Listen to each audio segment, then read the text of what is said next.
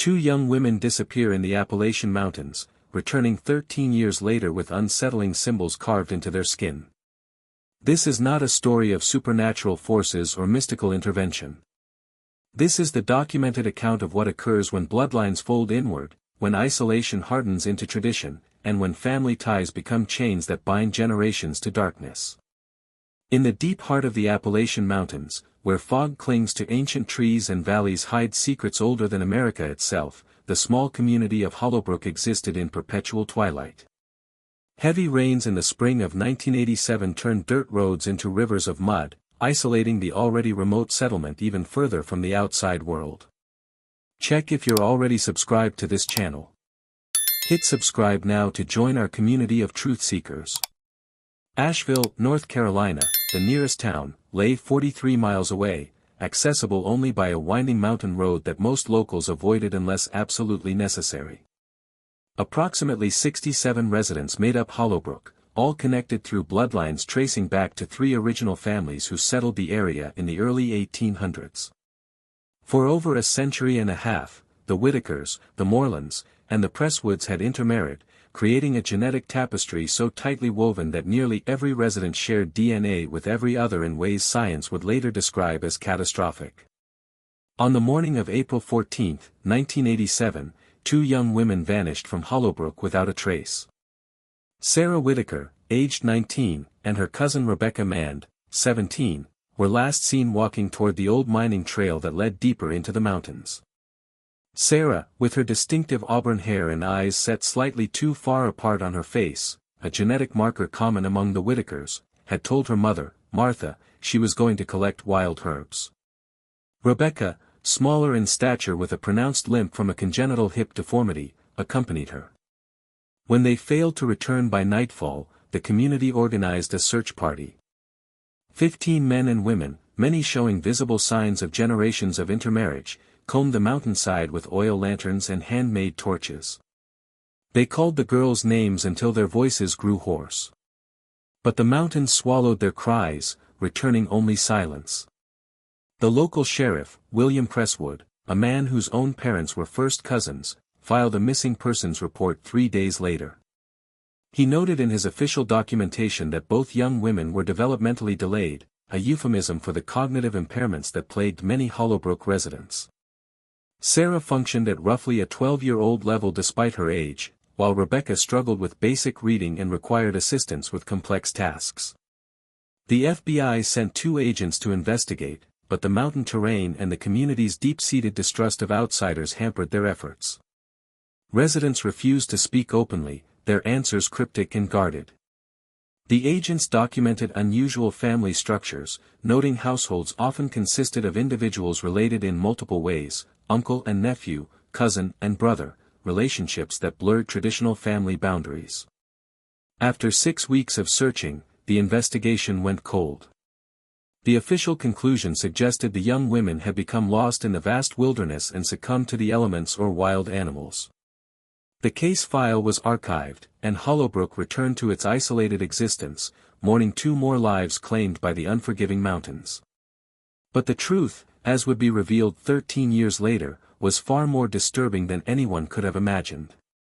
Check if you're already subscribed to this channel, because what you're about to discover in the next chapters will challenge everything you thought you knew about family, isolation, and the darkest consequences of keeping bloodlines pure. The truth behind Sarah and Rebecca's disappearance will leave you speechless. 13 years passed. The world outside moved forward, embraced technology, entered a new millennium. But in the deepest folds of the Appalachian Mountains, time moved differently. In the summer of 2000, a team of geological surveyors from the University of North Carolina stumbled upon something that shouldn't have existed.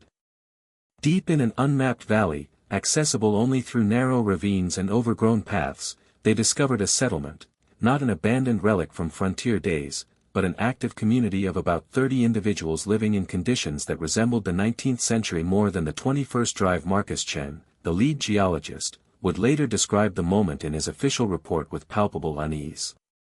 His team had been mapping mineral deposits when they noticed smoke rising beyond a ridge.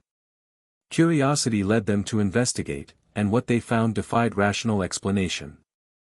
The settlement consisted of 12 hand-built wooden structures arranged in a rough circle around a central clearing. No electricity, no running water, no modern conveniences of any kind. Residents wore homemade clothing, spoke an archaic dialect of English mixed with unfamiliar phrases, and displayed physical characteristics that immediately alarmed the educated observers. Nearly every individual showed signs of severe genetic disorders. Facial asymmetries, shortened limbs, club feet, enlarged heads, eyes that didn't track properly, mouths that struggled to form words. Children played in the dirt with wooden toys, their laughter high-pitched and strange, their movements uncoordinated. But what truly horrified Dr. Chen and his team was the discovery of 2 young women locked in a small cabin at the settlement's edge, bearing elaborate scarification patterns across their arms, necks, and faces. Symbols resembling a grotesque mix of religious iconography and geometric patterns were carved deeply into flesh, healed over years into raised purple scars. When questioned, the women could barely speak coherent sentences. One had auburn hair, now streaked with premature gray. The other walked with a severe limp. Several days of careful investigation passed before authorities confirmed their identities through dental records and old photographs. Sarah Whitaker and Rebecca Mand had been found. The settlement, it was discovered, had been established decades earlier by members of the original Hollowbrook families who had ventured deeper into isolation, seeking to preserve what they called the purity of their bloodline. The founder, a man named Elijah Whitaker, Sarah's great-uncle and simultaneously her grandfather through a prior union between siblings, had died 5 years before the discovery, but his teachings lived on through his descendants. Interviews with settlement members revealed a disturbing social structure. Marriages occurred between the closest possible relatives, brothers and sisters, parents and children, with the explicit goal of keeping the family line uncontaminated. Children born from these unions were considered blessed, regardless of their physical or mental disabilities. Those disabilities, in fact, were viewed as marks of divine favor, proof the family was becoming something purer, more refined, more separated from the corrupted outside world. Sarah and Rebecca had not wandered into the settlement by accident. They had been taken, captured during their herb gathering 13 years earlier, carried unconscious through hidden mountain passes to this forgotten valley. Their captors, distant relatives who traveled between Hollowbrook and the hidden settlement, had chosen them specifically for their youth and existing family connections. In the settlement, the young women were forced into unions with multiple male relatives. The scarification symbols, investigators later learned, represented family lineage markers. Each symbol indicated a different bloodline connection, carved into flesh to create a permanent record of genetic heritage. Sarah bore 17 distinct symbols. Rebecca had 12. Medical examinations revealed the full horror of their 13-year captivity. Both women had given birth multiple times.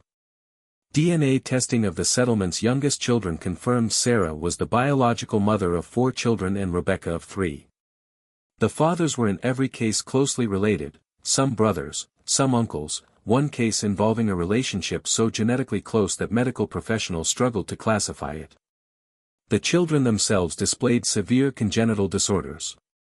One could not walk or speak at age 7. Another had been born without fully formed arms.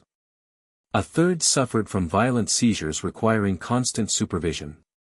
Yet in the settlement's twisted logic, these children were precious proof that the family line was becoming something beyond ordinary humanity. Authorities evacuated the entire settlement in August 2000. Social workers, medical professionals, and law enforcement descended upon the hidden valley, documenting everything, collecting evidence, preparing criminal cases for kidnapping, unlawful imprisonment, and violations too numerous and disturbing to fully catalogue. Sarah and Rebecca were taken to a medical facility in Asheville, where doctors began the long, painful process of trying to help them reintegrate into a world they barely remembered. Their pre-existing cognitive impairments had worsened during captivity. They struggled to communicate, flinched at loud noises, and showed signs of profound trauma that went beyond psychological damage into something neurological and permanent. The outside world learned of the discovery through news reports that carefully sanitized the most disturbing details. Headlines spoke of a lost settlement found in the Appalachians, of survivors rescued after years in isolation. But the full truth, the genetic nightmares, the deliberate perpetuation of bloodline corruption, the children born into suffering, remained largely hidden from public view. The investigation opened doors authorities wished had remained closed.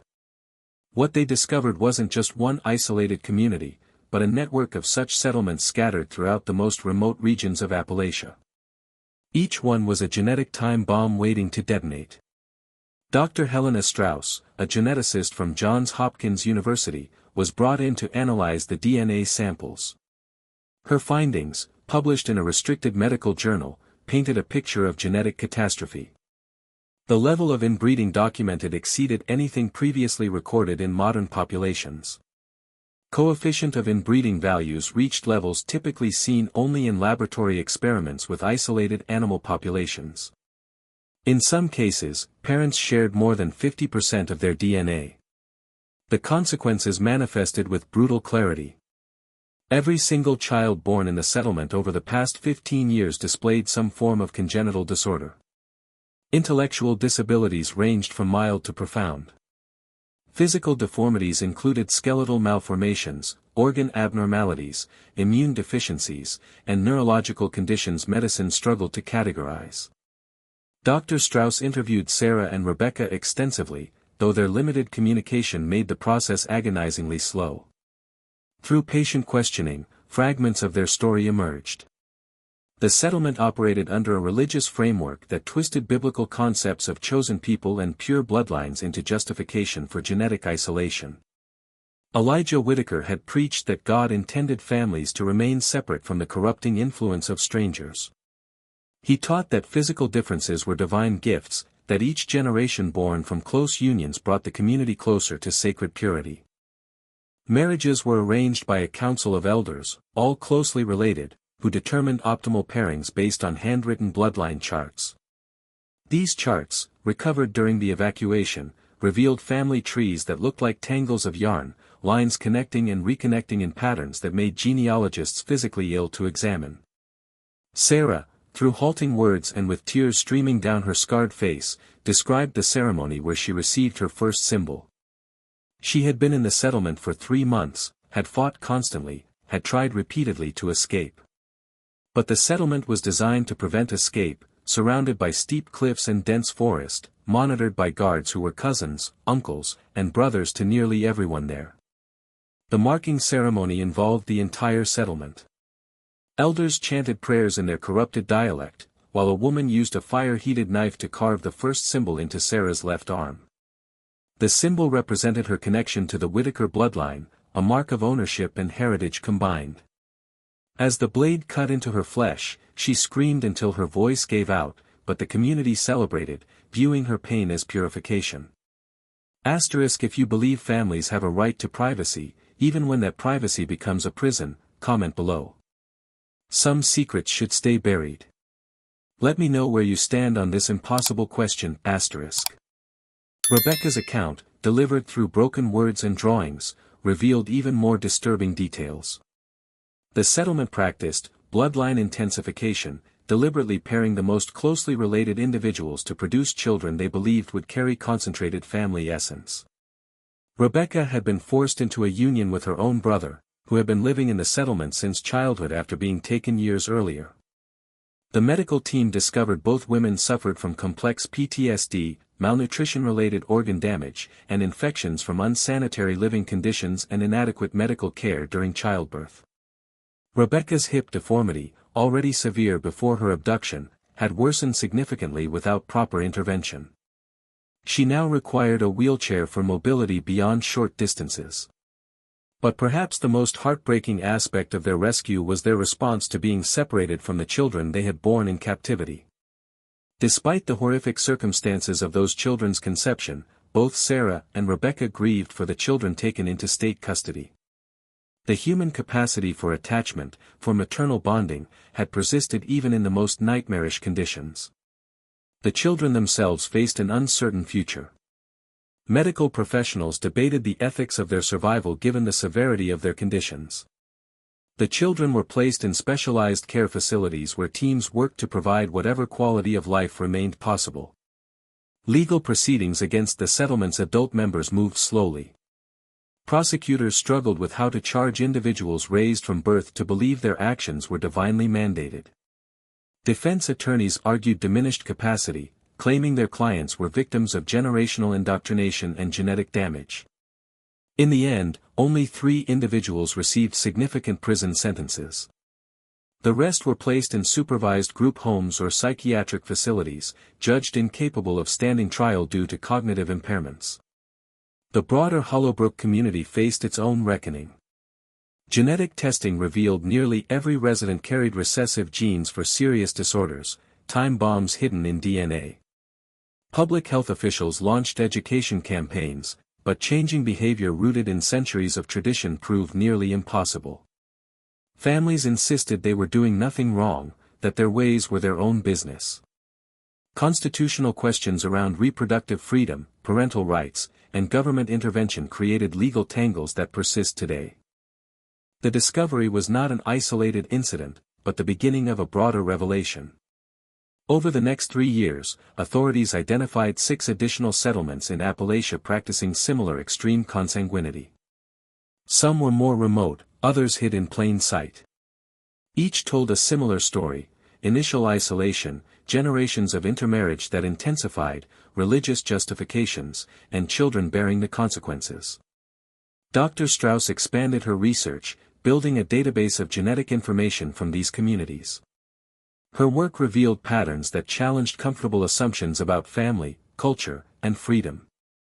In one settlement in eastern Kentucky, 43 individuals descended entirely from a single couple from 1862. By 2000, the average coefficient of inbreeding had reached catastrophic levels. Nearly 70% of children born in recent decades showed disabilities. Yet the community resisted intervention. They viewed their way of life as a fundamental right, argued they harmed no one outside their group, and insisted their children were happy. They pointed out, not incorrectly, that interfering set a dangerous precedent for government control over private family decisions. Sarah and Rebecca, meanwhile, struggled with their new reality. The modern world had changed dramatically during their absence. Technology they couldn't understand, social norms that made no sense, constant noise and stimulation overwhelmed their damaged nervous systems. Sarah lived in a group home with other trauma survivors. She spent her days in simple routines: meals, walks in a supervised garden, art therapy sessions where she drew pictures that disturbed her counselors with their dark imagery. She rarely spoke, and when she did, she sometimes used words from the settlement's corrupted dialect. Rebecca's physical disabilities required more intensive care. She resided in a long-term medical facility, where staff helped her with daily tasks. She kept a photograph of her children, though visits were infrequent and supervised. During one visit, she held her youngest child, a boy with severe delays and a cleft palate. The boy didn't recognize her. He pulled away, crying for his foster mother. Rebecca's anguished sobs echoed through the facility. After that, she refused future visits. Public awareness of these hidden communities remained limited. Occasional news stories surfaced, then disappeared beneath more immediate concerns: terrorism, economic uncertainty, political division. But for researchers and medical professionals, the issue represented something profound about human nature.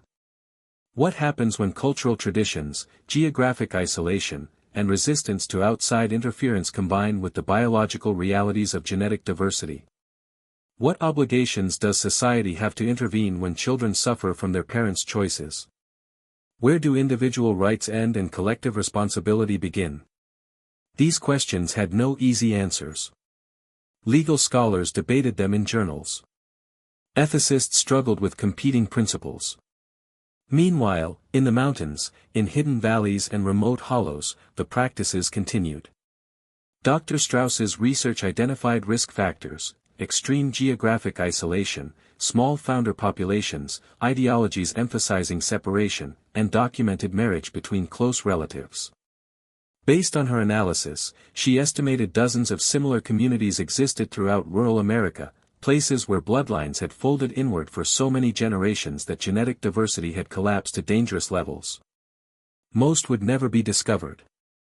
They existed in America's forgotten spaces, invisible to a society that preferred not to acknowledge them. By 2013, 26 years after their disappearance and 13 years after their rescue, Sarah Whitaker and Rebecca Mand had become footnotes in medical literature, case studies in genetics textbooks and ethics courses. Sarah died on a cold February morning, discovered by a staff member during routine checks. She was 45 but looked at least 60, aged prematurely by malnutrition, stress, and cascading health problems.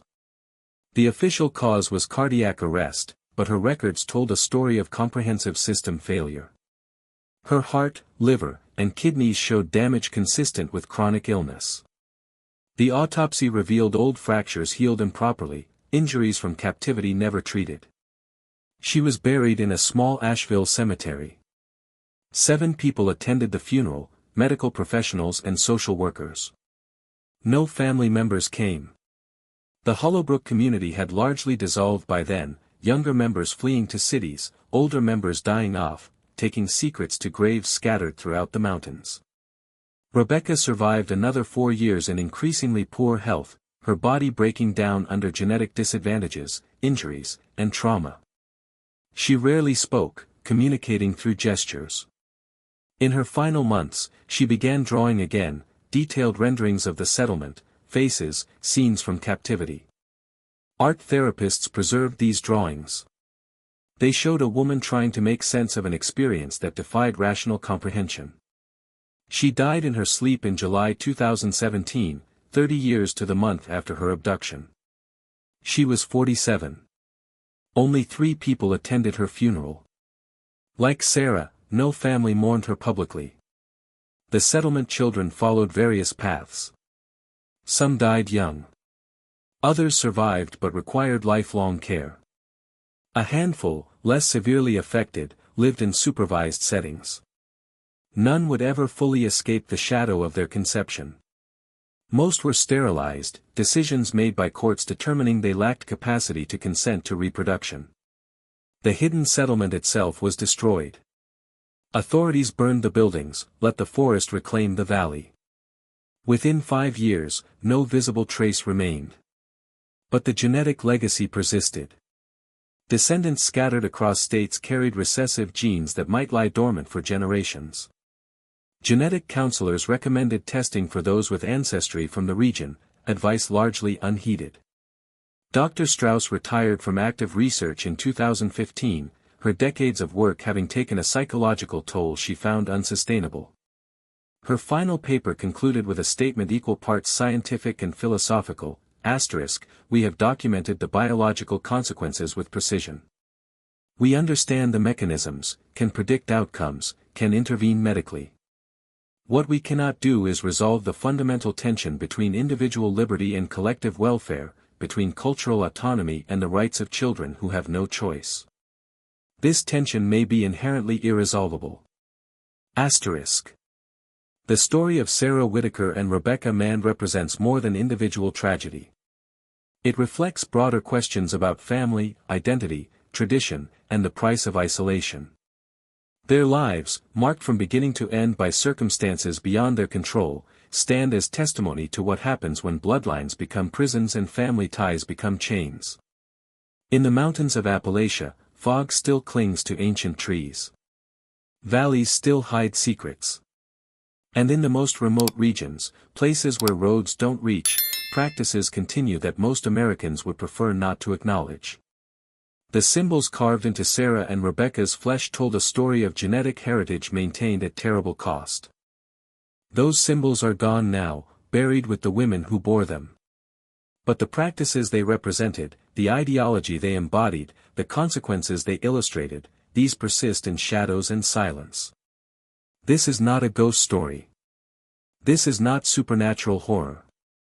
This is documented reality, verified through DNA testing, medical records, legal proceedings, and the tragic testimony of survivors who bore witness to something that should not exist in modern America, but does.